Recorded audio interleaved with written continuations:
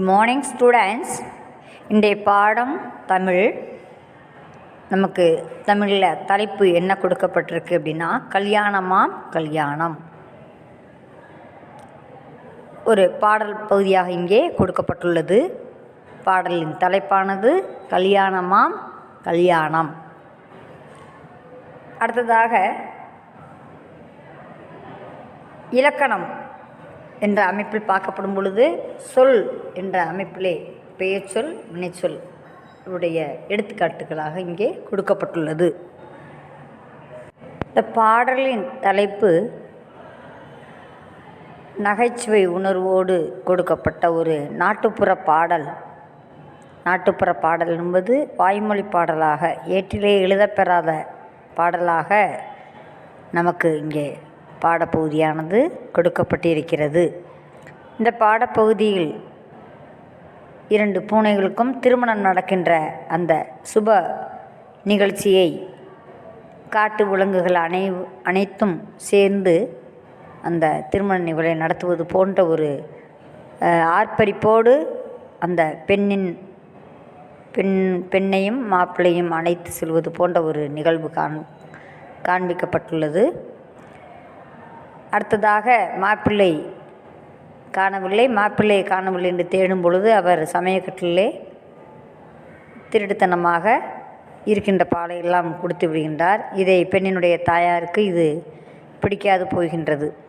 இப்படிப்பட்ட ஒரு திருட்டு செயல், கேட்டு கூட சாப்பிடலாம், அதை திருட்டுத்தனமாக செய்கிறது அவருக்கு பிடிக்கவில்லை.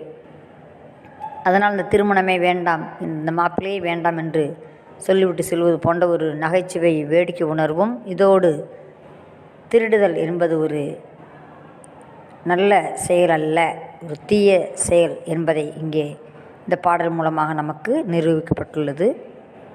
மாணவர்களாகிய நீங்களும் தீய செயல்களில் ஈடுபடாது நல்ல செயல்களை செய்ய வேண்டும் என்ற ஒரு காரணத்திற்காகத்தான் இந்த பாடல் பகுதியானது உங்களுக்கு அழகாக நகைச்சுவை உணர்வுடன் கொடுக்கப்பட்டுள்ளது. இப்பொழுது இந்த பாடல் பகுதியை பற்றி நாம் படிக்கலாம். பூனைக்கும் பூனைக்கும் கல்யாணமாம், பூலோகமெல்லாம் கொண்டாட்டமாம், யானை மேலே ஊர்கோலமாம், ஒட்டகச் சிவிங்கி நாட்டியமாம், கொர் குரங்கு பின்பாட்டாம், தடபுடலான சாப்பாடாம். பூனைக்கும் பூனைக்கும் கல்யாணமாம், பூலோகமெல்லாம் கொண்டாட்டமாம், யானை மேலே ஊர்கோலமாம், ஒட்டக சிவிங்கி நாட்டியமாம், கொர் குரங்கு பின்பாட்டாம், தடபுடலான சாப்பாடாம்.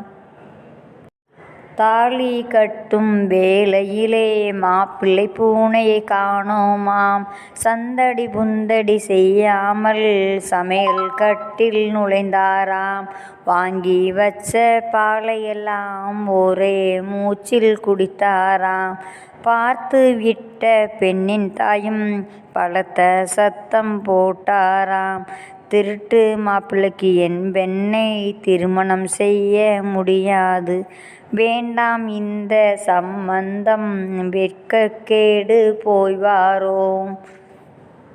அழகான இந்த நாட்டுப்புற பாடலில் நாம் வழக்கமாக பேசக்கூடிய சொற்களை கொண்டு அழகான பாடல் ஒன்று இங்கே கொடுக்கப்பட்டிருந்தது. நாட்டுப்புற பாடல் என்பது வாய்மொழி பாடல். இந்த வாய்மொழி பாடல் மூலமாக சில கருத்துக்களை அருமையாக சொல்லப்பட்டுள்ளது. கருத்து என்று எடுத்துக்கொள்ளப்படுமானால், தீய செயலான திருடுதல் என்ற ஒரு அந்த செயலை செய்யக்கூடாது. நமக்கு என்ன தேவையாக இருந்தாலும் யாரிடத்தில் கேட்க வேண்டுமோ அதை கேட்டு பெறுதல் மிக நல்லது என்று இந்த பாடல் மூலமாக தீய செயல்களை தவிர்க்க வேண்டும் என்பதை இங்கே குறிப்பிடப்பட்டுள்ளது. அடுத்ததாக இலக்கண அமைப்பிலே சொல் பற்றி இப்பொழுது நாம் பார்க்கலாம். சொல் என்று எடுத்துக்கொண்டால் பெயர்ச்சொல், வினைச்சொல், இடைச்சொல், குறிச்சொல் என்ற 4 வகையிலே அமைந்திருக்கக்கூடிய சொல். ஒன்றன் பெயரை குறிக்கும் சொல் பெயர்ச்சொல் என்று சொல்லப்படும். ஒரு செயல் அல்லது ஒரு வேலையை குறிப்பது வினைச்சொல் என்று குறிப்பிடப்படும்.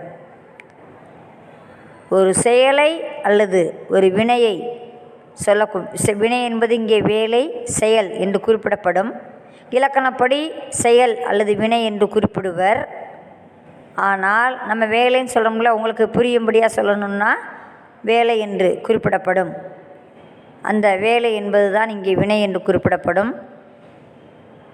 எந்த ஒரு பொருளாக இருந்தாலும் அதை பெயர் சுட்டித்தான் நாம் வழங்குவது இயல்பு.